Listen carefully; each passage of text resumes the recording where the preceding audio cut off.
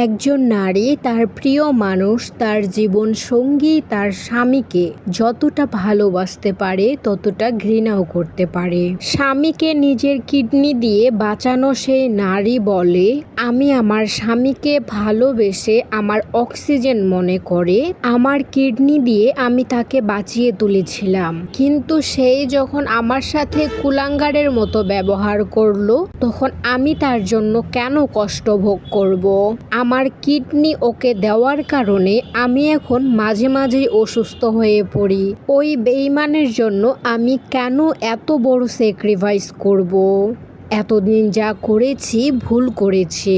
আমি আপনাদের সবার কাছে সাপোর্ট চাই ও সরকারের কাছে সাপোর্ট চাই। আপনারা আমাকে সহযোগিতা করুন। আমার কিডনি আমি ফিরে পেতে চাই। ওই কুলাঙ্গারের কাছে আমার কিডনি থাকুক, এটা আমি চাই না। এভাবেই বলল সেই নারী।